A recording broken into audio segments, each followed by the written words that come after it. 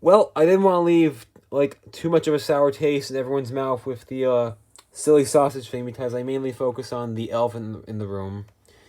And while that is a huge problem, and definitely, well, a huge problem with any electronic game ever, let's have a more positive approach and review actually the rare variant of the Bop It Shout, what I've been told. Although this happened, but thankfully it's just on the back, so I don't care that much. I mean, I still care about it. It looks aesthetically pleasing. It's not easy to find, but there is something negative about this, and I'm going to get it out of the way right now because there are definitely other people who will agree with me. And people can do what's called John Wicking someone, which means like doing the equivalent of pointing a gun at someone from all angles, and that's probably going to happen to me for saying this. But as a critic, and mainly as an experienced person, I do have to point it out. The Bop It Shout is really overrated. I am sorry, but also not sorry for saying that. Like, there are people on YouTube that, let me specify this, that aren't members of our community who just say, oh, I love Bop It, but just like have this one, not like this exact one, like the standard one with like the silver trim, but you get what I mean. Like, that's just saying, oh, I love Bop It, I play all the time, but that person just has the shout. But again, I never did, and I never will hate the shout. Shout is definitely fantastic. It did a lot of things to the Bop It formula. It was the first Bop It to feature the voice of Buddy Rubino. Still has the Ray Vat batteries in it. Let's say 2009 or 2008. It's problematic because it's clear plastic. Excuse you. See instructions. I haven't played the shout in a while, actually. It says 2008, but supposedly it was 2009. Either way, let's get to the really interesting facts about this one. Before he became the VA for Bop It, with the exceptions of the character ones and beats, which, by the way, beats I can talk about it, but I cannot play it. And for those who don't know, my run of Bop It beats got copyright claimed. So, that video is going to be very minimalist, so just a heads up. But no, excluding beats in the character Bop It, it's always Buddy Rubino. And he is actually a comedian besides like what he does when he does the Bop It criticism stuff. He's a real goofball. I believe this was the first time a traditional Bop It had a volume control as opposed to an extreme. And if you like the extreme, go watch my retrospective on all the extremes. Those all have volume controls. No, that's done by twisting it on on the home menu, as I call it. The audio quality is also very, very good, exceptionally well, and still holds up years later. Solo, pass it, party, solo. God, just hearing that voice brings back so many memories. But also, let me point this out real quick. Hold on. Bop it to start. Wait for it. I'm going to sleep. What's interesting about that is that was actually not something implemented by Klitzner. That was actually a member, I believe a partner of his at Kid Group that implemented that into the shout in every other Bop It after this. And the "My batteries are running low" soundbite that you hear on the Bop It New Moves. And yes, please stop calling it Refresh. Please stop calling it 2016. Its official name is New Moves. Moving on.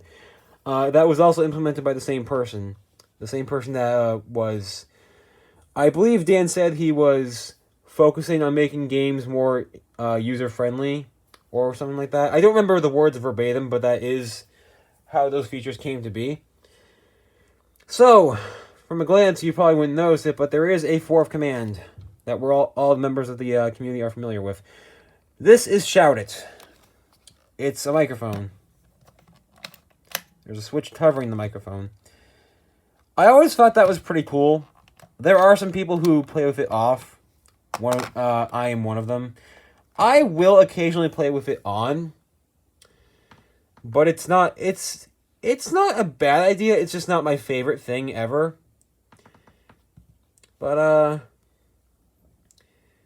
this is also known as the part where Bop-It became more modern. In which, and I should probably point this out because it might be hard to see. This is the level select. I know what these mean. The smallest is novice, middle is expert, I almost said the intermediate, and the largest is master.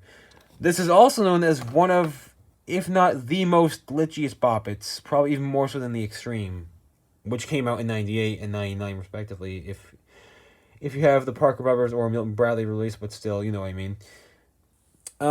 It's probably not going to show up on camera, but the Pull It and Twist It have like this rubbery matte finish. So does the Switch on Shout It, ironically enough. It's probably not going to show up on camera. It's very textured. It just looks like matte plastic. It's like a rubbery texture thing. It's pretty cool. I'm going to try and play it. I'm going to fail on purpose to save time. But this is one of my favorites, despite how overrated it kind of is. But I've already explained that. Solo. Blasting. High score 100. Pop it. Twist it. Twist it. Sorry if you can't see Bop it. Twist it. Pull it. Bop it. Bop it. Bop it. Pull it. Oh, you can do this. Score 11.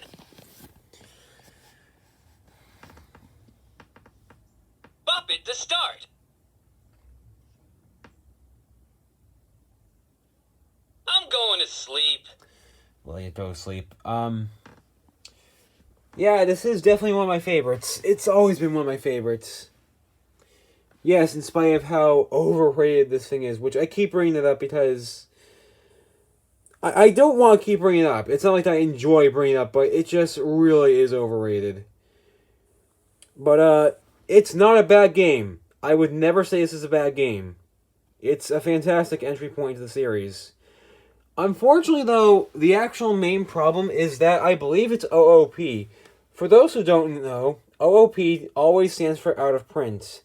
Also, for those who don't know, and people who try to correct me, out of print does not just mean print media. It can mean anything that's just not being made anymore. Cave Story 3D for the Nintendo 3DS is one of the most famous examples of that. For example, this is OOP. It's not being made anymore. This one in particular was very hard to track down. The, not Sonic Clear Edition. I always get that confused.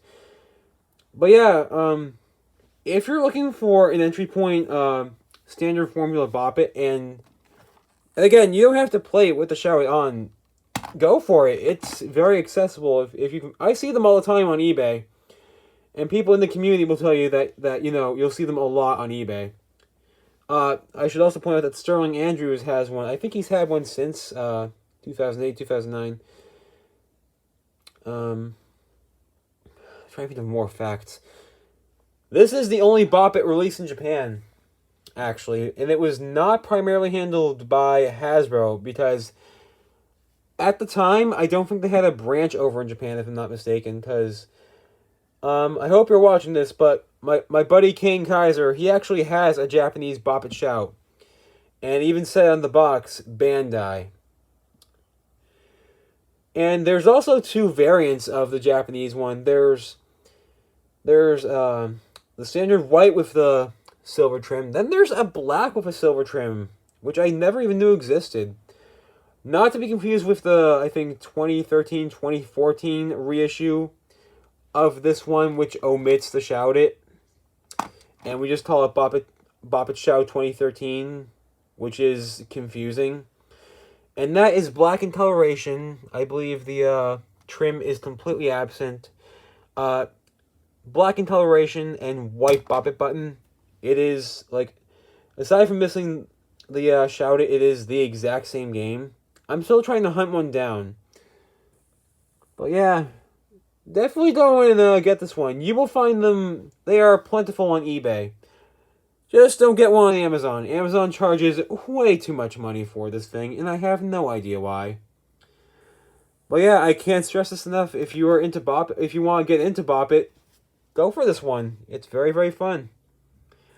And with that, Earthworm Joey 94 signing out.